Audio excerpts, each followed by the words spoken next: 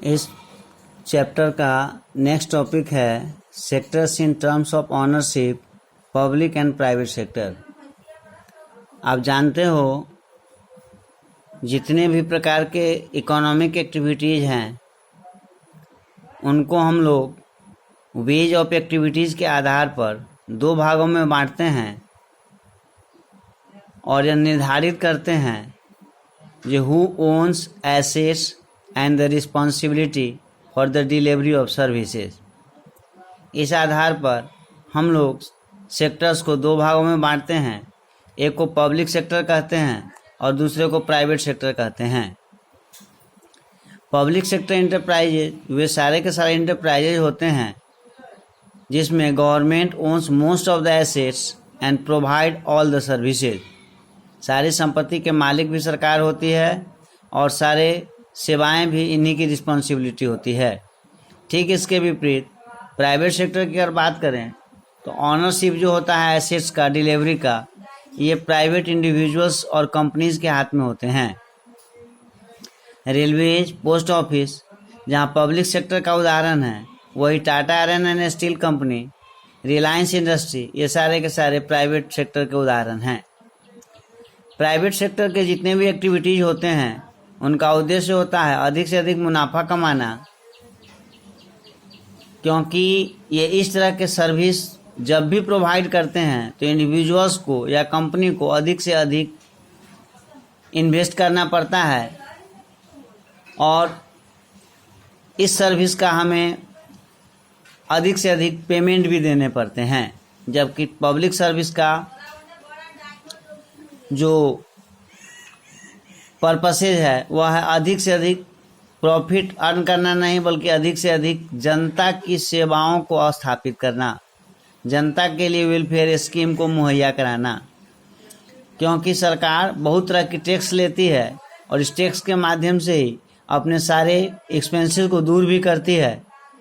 अतः modern day government spend on a whole range of activities. यही कारण है जो आज सरकार के द्वारा हर प्रकार के एक्टिविटीज़ को अंजाम दिया जाता है ताकि जनता को अधिक से अधिक सुख सुविधाएं प्रोवाइड किया जा सके।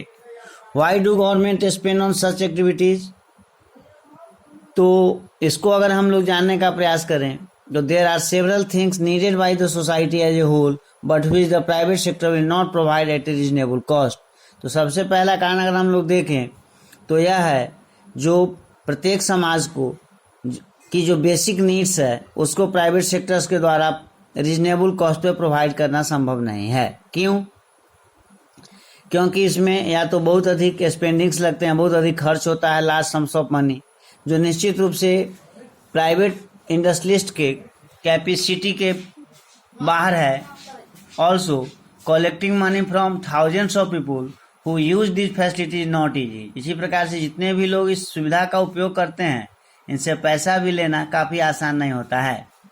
Even if they do provide this things they would charge A high rates of their use. अगर मान लो इसका ये जनता तक सेवा पहुंचाता भी है तो इसके बदले में जनता को बहुत अधिक सेवा शुल्क देनी पड़ती है जो कहीं से भी जनता के लिए भी संभव नहीं हो पाता है। जैसे कंस्ट्रक्शन ऑफ रोड है, ब्रिज है, रेलवे लाइन है, हार्बर्स है, जनरेटिंग इलेक्ट्रिसिटी है, प्रोवाइडिंग इरिगेशन थ्रू डैम्स है। ये सारी की सारी रिस्पॉन्सिबिलिटी सरकार की है, क्योंकि इसके बिना कहीं से भी प्राइवेट इंडिविजुअल्स के द्वारा इन सारे कार्यों को संपादित करना संभव नहीं है। So government have to undertake such heavy spending and ensure that this facility are available for everyone. अतः सरकार इस पर अधिक से अधिक खर्च करती है और यह सुनिश्चित करती है यह फैसिलिटी जो है सारे के सारे लोगों के लिए अवेलेबल हो सके। There are some activities which the government has to support. दूसरा अगर देखिए तो बहुत सारे ऐसे एक्टिविटीज होते हैं जिसे सरकार को समर्थन देना पड़ता है। अगर ऐसा नहीं होगा तो ऐसी स्थिति में प्राइवेट सेक्टर बिजनेसमैन कहीं से भी सर्वाइव नहीं कर सकते हैं। जैसे उदाहरण के रूप में देखिए, selling electricity at the cost of generation में push up the cost of production by goods in many industries. अगर इलेक्ट्रिसिटी के बिल में बहुत अधिक बढ़ोतरी हो जाए तो निश्चित रूप से जो स्मॉल स्केल इंडस्ट्रियलिस्ट हैं, जो वस्तुओं बनाते हैं, उनकी कीमत भी बहुत अधिक बढ़ती चली जाएगी। Many units, especially small scale units, might have to shut down. या ऐसा भी हो सकता है जो छोटे छोटे इंडस्ट्री जो हैं यह पूरी तरह से बंद ही हो जाएं।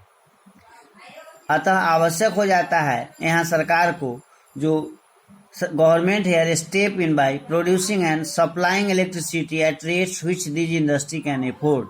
अतः सरकार यह देखती है ये इंडस्ट्री कितना अफोर्ड कर सकती है, वो अफोर्ड करती है, और बाकी सरकार सब्सिडी के रूप में उसे ग्रांट कर देती है या उसके हिस्से का पैसा सरकार भरती है, ताकि प्रोडक्शन कॉस्टिंग में बहुत अधिक अंतर न उत्पन्न हो सके और जनता तक जो वस्तु है वह आसानी से पहुंच सके। Government has to bear parts of the cost. अतः स्पष्ट रूप से सरकार इसके कुछ हिस्से को अपने जिम्मे ले लेती है और इसको फुलफिल कर लेती है। Similarly the government in India buys wheat and price from farmers at the fair price. आप क्लास 9 में पढ़ चुके हो, जो सरकार के द्वारा फेयर प्राइस पर सारे अनाजों की परचेज की जाती है। एफसीआई का निर्माण इसी के लिए किया ही गया है ताकि पब्लिक डिस्ट्रीब्यूशन सिस्टम को सही ढंग से संपादित कर सके। आप जान रहे हो, जो पब्लिक डिस्ट्रीब्यूशन सिस्टम के तहत जितने भी अनाज सरकार के द्वारा खरीदा जाता है वो फेयर प्राइस पे खरीदा जाता है, जबकि इसको राशन शॉप के माध्यम से सस्ते दामों पे बेच दिए जाते हैं। तो the government has to bear some of the cost. इसका स्पष्ट मतलब सरकार बाकी का पैसा खुद वहन करती है ताकि यह फार्मर्स एंड कंज्यूमर दोनों को सपोर्ट कर सके। तो there are a large numbers of activities which are the primary responsibility of government. अगर आप देखिए तो बहुत सारी ऐसी जरूरतें हैं, बहुत सारी ऐसी जनता की नीड्स है जो सरकार की रिस्पॉन्सिबिलिटी भी होती है। The government must spend on this. अतः सरकार को इस पर खर्चा करना आवश्यक होता चला जाता है। प्रोवाइडिंग हेल्थ या एजुकेशन फैसिलिटी है, ये सारे के सारे इसके उदाहरण हैं। हम लोग फर्स्ट चैप्टर डेवलपमेंट में इन सारी चीज़ों की चर्चा कर भी चुके हैं, जो अगर सरकार के द्वारा क्वालिटी एजुकेशंस के लिए, एलिमेंट्री एजुकेशंस के लिए नियमित रूप से ध्यान दिया जाए तो निश्चित रूप से भारत की इलिटरेसी कम हो सकती है। अतः हम यह कह सकते हैं जो भारत सरकार का यह प्रथम ड्यूटी बनता है जो भारत के इलिटरेट पॉपुलेशन को कम करना। इसी प्रकार से आप यह जानते हो जो करीब half of India children are malnourished. करीब आधे से अधिक आबादी जो बच्चे की हैं ये करीब करीब कुपोषण के शिकार हैं। इसमें से 1/4 तो क्रिटिकली इल माने जाते हैं। अगर इन्फेंट मोर्टालिटी रेट को देखो तो आप पढ़ चुके हो चैप्टर 1 में, जो उड़ीसा में 1000 में 53 बच्चे 1 साल के अंदर मर जाते हैं। मध्य प्रदेश में 56 बच्चे 1 साल के अंदर मर जाते हैं। अगर आप देखिए तो यह विश्व के पुअरेस्ट रीजन से भी यह परसेंटाइल बहुत अधिक है।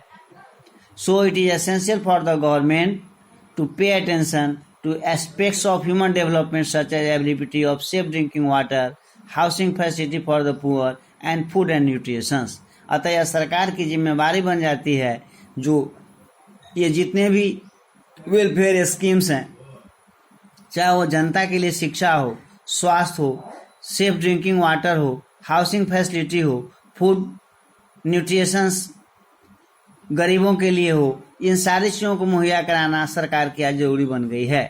It is also the duty of the government to take care of the poorest and most ignored regions of the country through increasing spending in such areas.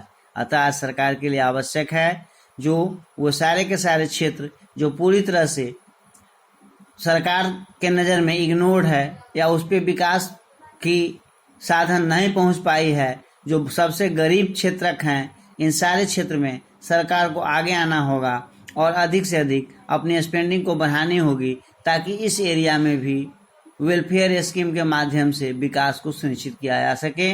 इसके लिए ये सारे के सारे फैक्टर्स इस बात को निर्धारित करता है जो आज बेसिक सर्विसेज प्रोवाइड करना सरकार की जिम्मेवारी बनती चली गई है, जो प्राइवेट इंडिविजुअल्स के द्वारा कहीं से भी लोगों तक पहुंचाना संभव नहीं हो पाता है। So government invest a lot of money to provide basic services to the citizen. अतः आज प्रजातंत्र के लिए आवश्यक हो गया है जो सरकार इन सारे चीज़ों पे ध्यान दे और जनता के सुख सुविधाएं मुहैया कराएं। Thanks you.